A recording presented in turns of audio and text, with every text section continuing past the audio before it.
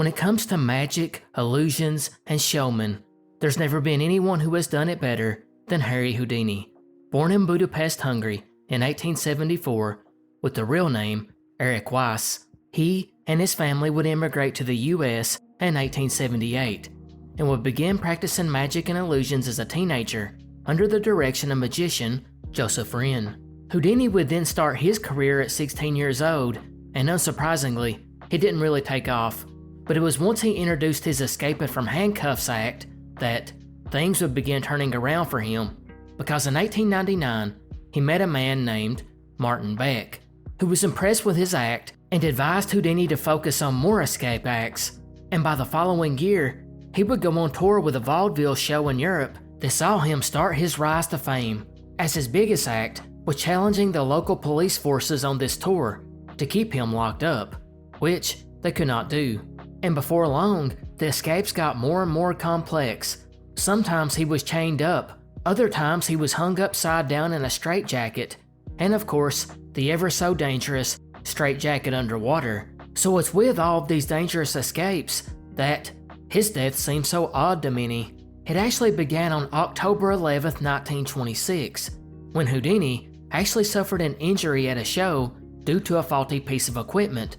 His left ankle was shattered, and his doctors ordered that he rest. But Houdini could not accept this. He was on tour and could not just abandon it in the middle of it, so he continued to perform on his bum ankle.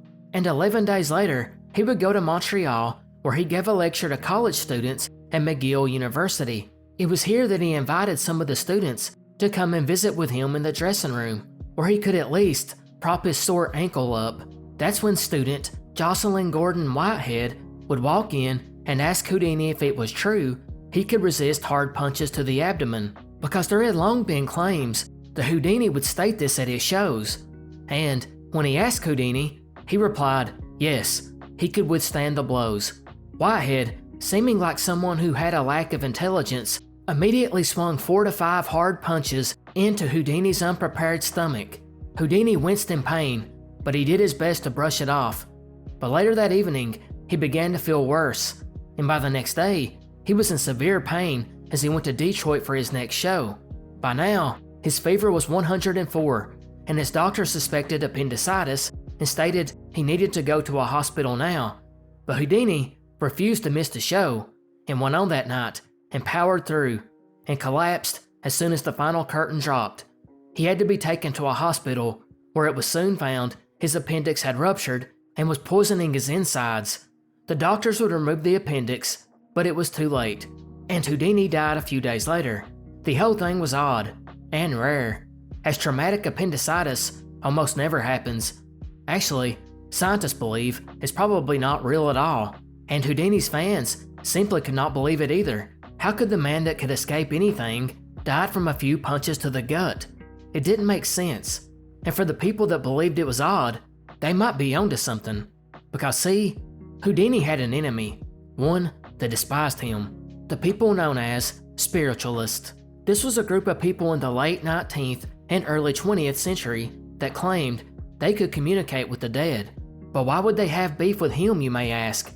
See, it may be one thing to believe in spiritualism, but it's a lot different when you begin telling grieving family members that hey, you can talk to their dead loved ones, for a price that is. Yep, a ton of spiritualists around the country were taking in money left and right to talk to the dead of grieving people, and Houdini didn't like that. And since he was an illusionist himself, he began debunking spiritualists all over the country. It got so bad that they started losing money, a lot of money, and eventually they started suing Houdini. But it wasn't just spiritualists. He even exposed America's top psychics and even testified in front of Congress in support of a bill to outlaw fortune telling, which brings us back to Houdini's death being suspicious, because some people believe a group of spiritualists plotted his demise. According to the authors of The Secret Life of Houdini, William Kalush and Larry Sloman, a lot of these spirit mediums actually worked under the umbrella of some organized crime syndicates, which means Houdini was actually upsetting not only spiritualists, but potentially the mafia, the mob, crime families, etc. And the authors would take it a step further and point out that spiritualists also had a history of poisoning their enemies as a form of assassination. And it's worth pointing out here, Houdini was never given an autopsy. Others take it a step further and suggest that maybe J. Gordon Whitehead wasn't the nitwit that he seemed, and instead, he may have acted on behalf of the spiritualist, perhaps for a fee, because they had threatened to have Houdini beat up before, and it's possible that Whitehead was stalking Houdini through Montreal and never had the chance to attack him in private, and then just acted like a dumb student, punching him backstage as a warning.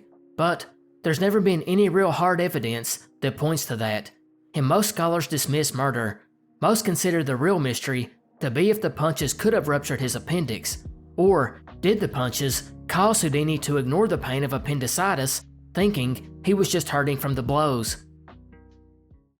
Victor Goddard is a name you may have heard before. Not only was he a distinguished military man in the UK, but we have also discussed him once before, way back on the Obscure series. He was the senior commander of the Royal Air Force in World War II, and was also the first person to term the word air dirigible as blimp. But he's known more today for his paranormal interest, like for instance, the story we covered about him previously, where he claimed that he was flying over Scotland, heading to RAF Dram Airfield to inspect it, since it had been decommissioned at that time, and was being used as a cow pasture. Instead, he found it very active with mechanics wearing different colored uniforms, and also seen aircraft he could not identify. This would prove odd when a few years later, the Royal Air Force would change their mechanics uniform to the color that Victor had seen. Not to mention, he's seen these brand new aircraft that he could not have identified years earlier. This was all chalked up to a time slip, and you can find the deep dive on that case way back on part 8 of the Obscure series. His most famous account, however, was the story of him at a party in Hong Kong where he was told that another officer had a dream about a pilot and 7 passengers crashing into the rocky shore due to ice, with everyone on board dying. Goddard himself was supposed to pilot a flight the very next day, and coincidentally, it was him and 7 passengers. Now, he wasn't worried about the dream, but maybe he should have been, because he did end up crashing onto a rocky shore due to ice. But unlike the dream, all on board survived. This one ended up being made into a movie called The Night My Number Came Up. However, we're going to discuss one of the lesser known stories involving Goddard, the one that was his first paranormal experience. It comes from after World War I, when Goddard was commanding a squadron at the HM Naval Seaplane Training School. It's here that a horrible accident would occur. An Air Force mechanic named Freddie Jackson would walk into a rotating propeller blade and sustain massive injuries, which ultimately led to his death. Now, the paranormal part of this story comes in when days after Freddie Jackson's funeral, Goddard's squadron got together for a group photo. When it was developed days later and they looked over it, they noticed something odd. In the top row, standing behind one of the other crewmen, was Freddie Jackson, or at least that's what it looked like. You have to peer closely, but behind the 4th sailor from the left, you can see the ghostly face. But was this really the spirit of Freddie Jackson, or something else going on here? Well, as far as the face itself goes, there's no mistake there, as every member of the squadron did identify it as Jackson. At least, that's what an article from the old paranormal.about.com website used to claim. The photos went on to become famous in the paranormal world, and you can find it with a simple Goddard Squadron Google search. But what makes this one a little suspicious is although the photo and events take place in 1918, it's not documented until 1975, in a book by Victor Goddard called Flight Towards Reality. According to his account, they were taking the photo because the squadron was being disbanded and everyone was in transition to different posts. So it was basically to mark the occasion of the squadron ending. After the photo was taken, it was hung up in a central location, and anyone on the base that wanted it could get copies. That's when people stopped to study it and noticed the faint outline of Freddie Jackson smiling in the back row, almost like he was saying, "I almost missed the photograph." And if you look closely, he is not wearing a cap like everyone else, which might suggest he was running late for the photograph. Goddard would go on to state that at least 200 people on the base, verified that it was Jackson, and Goddard himself insisted the photo negative showed the same thing, and it had not been tampered with. Another point believers in the photo have discussed is these men were all standing or sitting on bleachers, and conceivably, Jackson would have been standing behind the very top row, which there was nowhere to stand. That means he was supernatural. However, in looking to the right of Jackson, you will see there are two people clearly standing on something behind the top row. This has led skeptics to a very good theory. It's just possible this was a long exposure old-timey photo, and the man in the back row really did just forget to put his hat on, or maybe it even fell to the ground. And as the man reached down to pick it up, the camera, already beginning its long exposure process, just created a ghostly impression of this individual. It's even possible that man in front of the Freddy spirit did not have his hat on at first, and quickly put it on, causing the weird variation behind him, although the faces don't really match. But that doesn't answer one glaring issue. What about it being Freddie Jackson? Even if it was just the fault of the camera, he was allegedly dead. Skeptics looked into that too, and actually found a Freddie Jackson that had been stationed with Goddard. And indeed, he suffered an accident and died later on from the wound.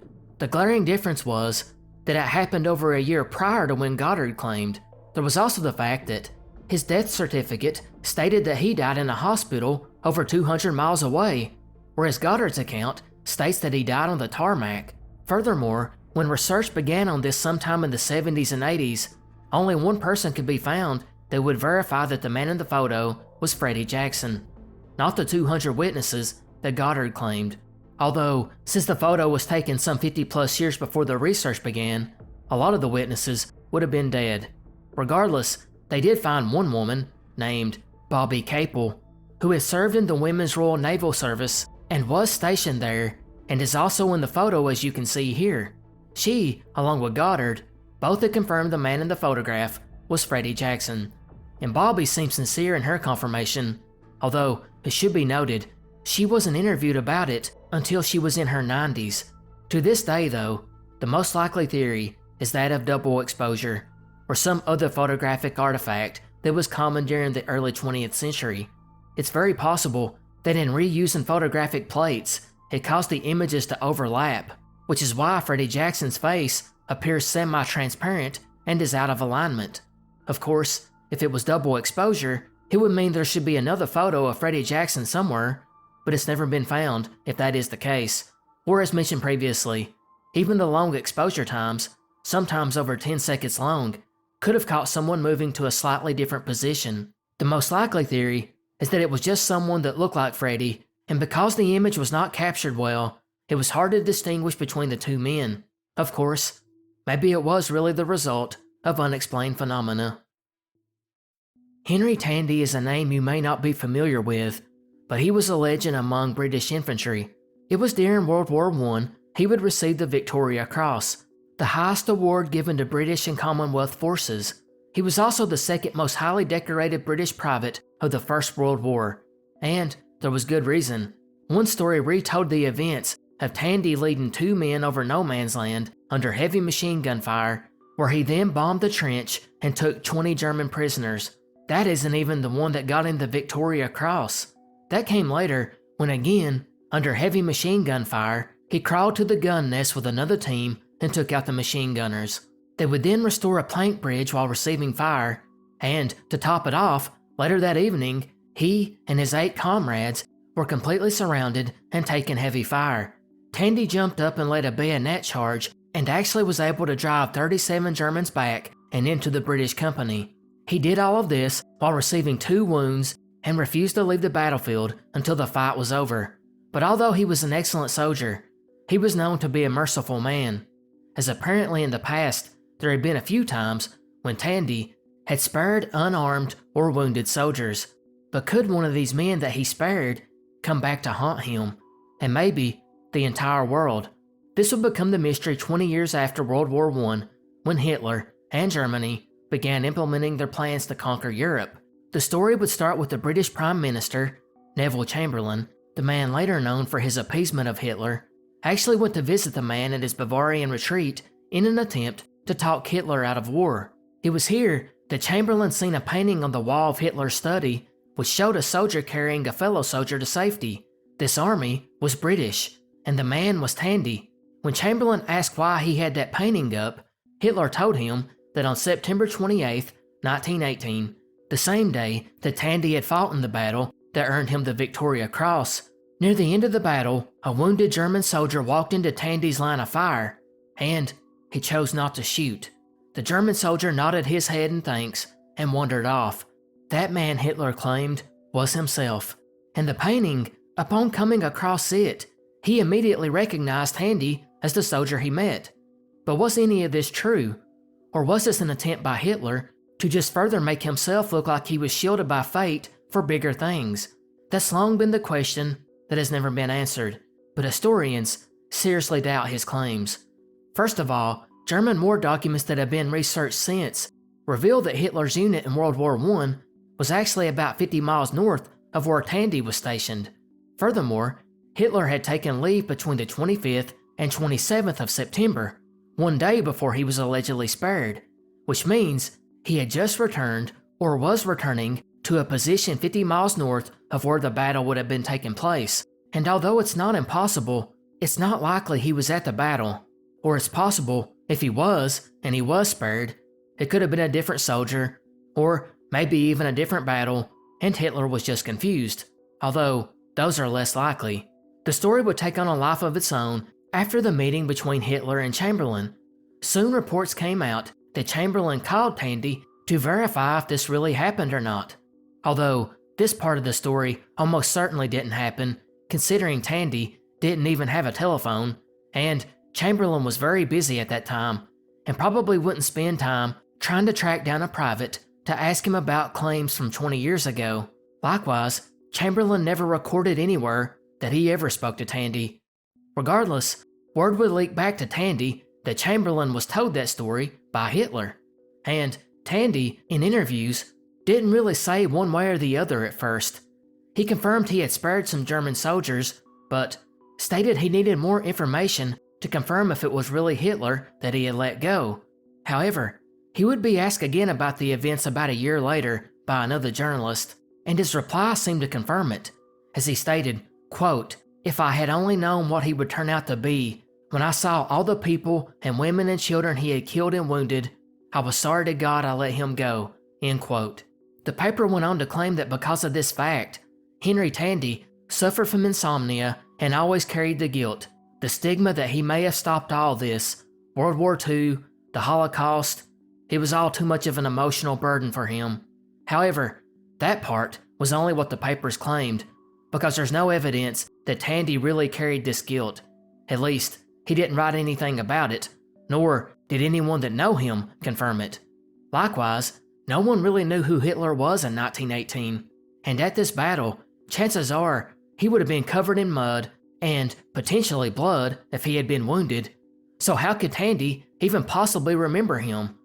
The main theory believed by historians today suggests that the entire thing was exaggerated by Hitler, or he straight up lied to bolster the image that he was destined for greatness. Others believe that since it is known that some soldiers would often spare unarmed and wounded men, that Hitler may have been allowed to walk away like his story claimed, but it was probably a different battle and a completely different soldier who would never know that he let Hitler live. If you talk to anyone about some of their favorite moments as a child, you can be fairly certain that Christmas is a time that will get mentioned quite often. And why not? It's one of the best times of the year for a child, with getting the gifts and all. And it's equally as nice for adults who get to spend more time with family and loved ones.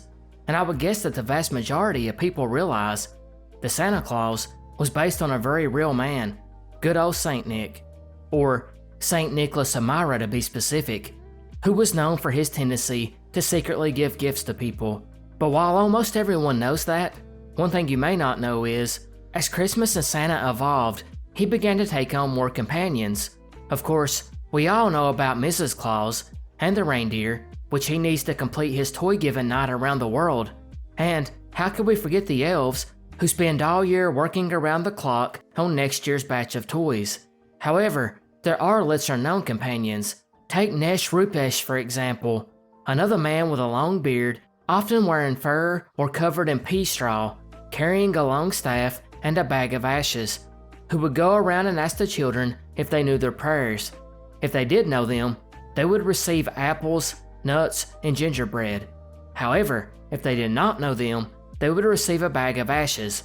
Although this version has modernized over the years, and now it's sweets instead of gingerbread, and coal instead of ashes. Or take Belsnickel, another man wearing fur and sometimes a mask, who would visit children at Christmas to deliver socks or shoes full of candy if they were good. And of course, they got coal if they were bad. Or there's Zwarte Piet, aka Black Pete, who was a Moor from Saharan Africa and was a servant of Santa's and was given the task to beat the mean children with a birch rod, or sometimes even put them in his bag and take them back to Spain. A cruel punishment indeed. His character too morphed over the years, and now he's seen as a friendly companion to Santa. However, none of these companions are more popular, or more frightening, than Krampus, which makes it all the more strange that we don't know his origin. Krampus, for those of you that don't know, is basically the anti-Santa Claus. Although he is depicted in numerous ways, he's most commonly brown or black, about 8 or 9 foot tall, has one foot with cloven hooves and the other foot of a man, or sometimes another beast, and adorn the top of his head are the horns of a goat, while his freakishly long pointed tongue drops out and exposes his fangs. Obviously, he is supposed to be some half-demon type creature. With him, he carries chains, which sometimes has bells on them, and he thrashes these to create fear. He also takes along a bunch of birch branches, which he will use to swat children. On Christmas Eve, he travels with a basket or bag strapped to his back, but it doesn't have toys in it. Instead, he uses this to take away the mean children to drown them, devour them, or take them to hell. And as mentioned, we have no idea where Krampus comes from, but we do know that Santa started getting popular around the 11th century in Germany, and about 100 years after that, the Catholic Church tried to banish Krampus celebrations because of his resemblance to the devil. Another 600 years later, Krampus got blended in with the Christmas tradition because it was determined that Santa, or Saint Nick, should not be dishing out punishments to the mean kids, so Krampus would tag along and do Santa's dirty work for him. In the 20th century, governments across Europe trying to minimize Krampus because of its devilish appearance and fear of damaging children's mental well-being. However, by the later part of the century, he started getting popular again, even going across the ocean and becoming a big hit in North America. And although I mentioned we don't have a clear origin point for Krampus, it's likely tied in with the pagan religions around Germany going back to ancient times.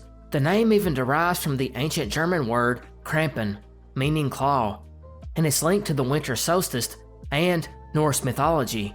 In fact, there are very similar Krampus-like beings with similar stories in all the former lands of the Holy Roman Empire, with Strabart in Bavaria, Klaubhof in Austria and Bavaria, Bartel in southern Bavaria, and many, many more. March 1st, 1932, Hopewell, New Jersey. On the 390-acre estate of the Lindbergh family, that of famous 30-year-old aviator Charles Lindbergh and his 26-year-old wife, Anne, would see this night go down in infamy, as it would later become known as the crime of the century. It all started around 10 p.m. that night when the nurse, Betty Gow, would go into their 20-month-old baby's room, Charles Jr., to do a standard check-in on him. And it was to her shock that she discovered Charles was not there. She quickly ran down and told the Lindberghs themselves, who looked over the room and found a ransom note sitting on the nursery window sill, and this note demanded $50,000 for his safe return, or a little over $1 million in today's money. The local police were soon called out to the home, as well as the New Jersey State Police, who took control of the investigation. They would do a walkthrough of the kidnapping scene, and soon found traces of mud on the floor of the nursery, and footprints that were impossible to measure under the window. Likewise, 2 sections of a ladder that had been used to reach the window were found, and one of these sections had been split or broke at the location where it attached to the other end, which suggested it broke during the climb up or climb down. Thankfully, there were no bloodstains, but unfortunately, There were no fingerprints either. All of the household staff would be questioned, and it led nowhere. And soon law enforcement began talking to criminals of the underworld, and that too led to nothing. But a second ransom note would come in about 5 days later, and had been postmarked from Brooklyn on March 4th. Now the ransom demand was up to $70,000.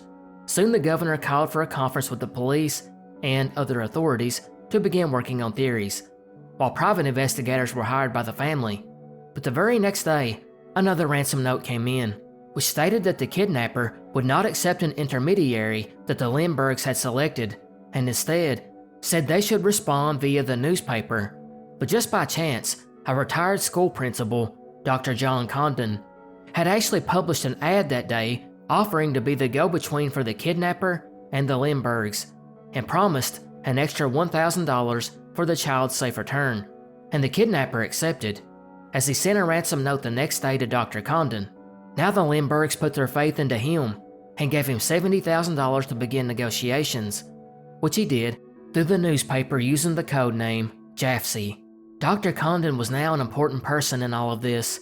He would continue to correspond back and forth, and on March 12th, about 8:30 p.m., he received an anonymous telephone call, which was followed by a fifth ransom note, this time delivered by a taxicab driver who had received it from a stranger. The message stated the next note would be found under a stone at a vacant stand about 100 feet from a subway station. Gordon went and found the note, and followed the instructions, which led him to a man who called himself John. It's at a cemetery they would discuss the ransom money. The stranger agreed to hand over proof that he had the child in exchange for the ransom. The two would leave and continue to talk through the newspaper. Finally, a baby sleeping suit with the 7th note arrived on the 16th, which was then sent to the Lindberghs, who positively identified it. This was followed by an 8th note, which stated they must comply completely because this had been planned for a year. A few days after this, the Lindberghs' nurse found the infant's thumb guard near the entrance of the estate that had been worn when the baby was taken, and seemingly had now been dropped off by the kidnapper. Another note came in after this, threatening to raise the demand to $100,000. This again would be followed by another note, instructing Dr. Condon to have the money ready by the next night. And that following night, an unidentified taxi driver brought another note from a man he did not know. And again, this note pointed Dr. Condon to a note under a stone in front of a greenhouse, and this note would lead to Condon meeting up with the abductor calling himself John, where he convinced the man to lower the ransom back down to $50,000, which he accepted, and Condon handed him the money in exchange for the final note, which gave instructions to find the kidnapped child on a boat near Martha's Vineyard in Massachusetts. He then walked north into the woods and vanished. The following day, a massive search took place at the vineyard, and ominously, found nothing. It would actually be the following month on May 12th that the baby's partially buried body was found about 4.5 miles from the Lindbergh home, near a highway. It had been found by a truck driver. Charles Jr. had been murdered in a gruesome way, having his head crushed. And just like that, one of the biggest kidnapping cases in American history was now the crime of the century, and everyone was getting involved, starting with the FBI, who would offer any assistance the New Jersey State Police needed, offering up all resources. But after a few weeks of standing on the sidelines helping, they would take over the entire investigation, and huge rewards would be offered both by the state and the Lindberghs themselves. And this investigation was intense. They especially grilled a waitress employed by Mrs. Lindbergh's mother, a Violet Sharp, and they suspected she was lying, and they turned up the heat on her, leading to her deleting herself when she was about to be re-questioned.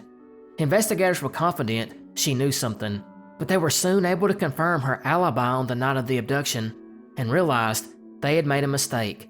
And this was a mistake that law enforcement would get a lot of bad press over. However, detectives would soon catch a break because $40,000 of the ransom money had been paid in gold certificates, which was an older form of currency that coincidentally was going away just a year later in 1933. And the Department of the Treasury had already collected most of it from circulation, so whenever the kidnapper went to exchange these gold notes, it was going to be a good lead. So they began to send letters to all the banks in New York City to be on the watch for these gold certificates. and they gave them the serial numbers of the ransom bills. They also circulated them at many stores around town, including grocery stores, gas stations, department stores, pretty much everywhere. Meanwhile, detectives ran down thousands of leads, looking at known gangsters, cemetery employees, from the location where Dr. Condon had met the man. They also got Dr. Condon to go through criminal photo albums, and he never seen the man pop up. People even started to suspect Dr. Condon himself was behind the whole thing. But about a year later, on May 2nd, 1933, the first big break would come as the Federal Reserve Bank of New York found 296 of the gold certificates, and they had all been cashed in on one deposit. They began looking for the deposit slip and found that the man had deposited it the day before, and he left the name J.J. Faulkner at 537 West 149th Street. But the residents here had no idea who J.J. Faulkner was, and investigators believed the abductor just used their address. Meanwhile, handwriting experts reviewed every note that had been delivered to Dr. Condon, and it was unanimous. It was all the same writer, and they believed, because of the misspellings and misuse of some of the words, the man was of German origin, but had probably spent some time in the States. For Dr. Condon's part, he believed the man was Scandinavian, and although he could never find the man in the photo lineups, he did provide details for a sketch, which you can see here. Investigators also went back and looked at the ladder again, and showed it to carpenters, and then a man from the Forest Service who helped identify the types of woods and tools used. He even theorized the wood had originally been used for indoor construction. The following year of 1934 would be slow going for detectives, until August 20th of that year, when 16 more gold certificates were found, in the Yorkville and Harlem areas. Each bill was then pin-marked onto a map, going by the location that it had been recovered. Soon, they had a pretty good idea of the movement of this person who was using the ransom money. They then began to talk to banks along this general area, and got a description that fit the one given by Dr. Condon. About a month later, on September 18th, an assistant manager at an exchange bank notified authorities that a teller had found a gold certificate just a few minutes prior.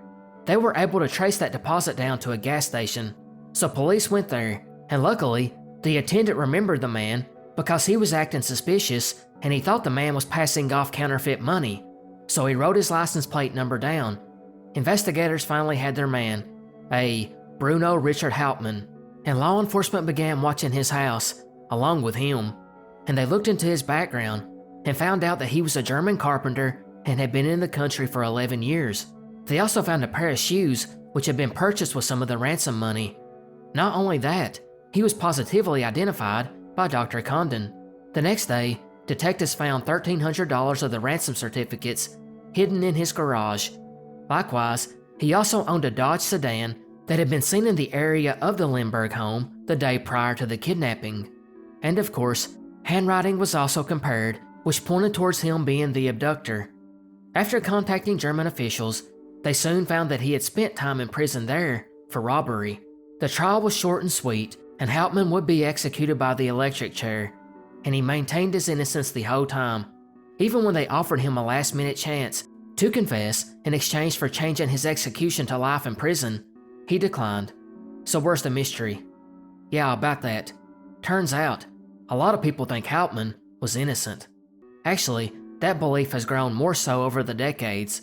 First of all, the case was pretty much banking on a lot of circumstantial evidence. The local police that had responded to the scene were accused of botching the original investigation, as hundreds of people converged on the property, destroying a lot of evidence.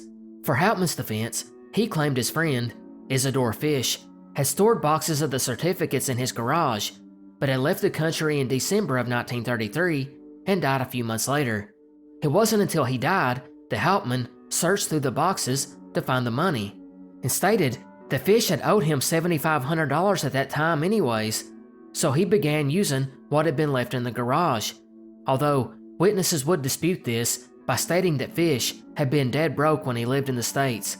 Yet, without a reliable witness putting him near the crime, nor finding his fingerprints anywhere, it's left open the conjecture that he was not involved. In fact, one fingerprint expert found prints on the ladder, but they weren't Hauptmann's. But officials refused to listen to him, and even washed the ladder afterwards, at least according to Lloyd Gardner, author of The Case That Never Dies, The Lindbergh Kidnapping. However, most believe that it was indeed Hauptmann. For one, the tool marks on the ladder did match the types of tools he owned. They also found that the wood in the ladder matched wood used in the flooring of his attic. They also found Dr. Condon's telephone number and address scrawled on a door frame. Of course, some people believe all of this is more proof that he was framed by investigators. But if it wasn't Hauptmann, then who? Well, the biggest theory is Charles Lindbergh himself, who took over the investigation from the get-go, pretty much ordering the police around and taking the investigation in the direction he wanted to. It's speculated that something happened, possibly an accident, which led to the Lindberghs fabricating the entire kidnapping story. The next theory suggests that Hauptmann was involved, but he was not the main suspect. He had accomplices, possibly even working on behalf of Lindbergh himself, which is why he immediately knew which room to go to. And that brings us to the end of this installment of Historical Mysteries and Oddities. I hope you guys enjoyed. Goodbye and good night.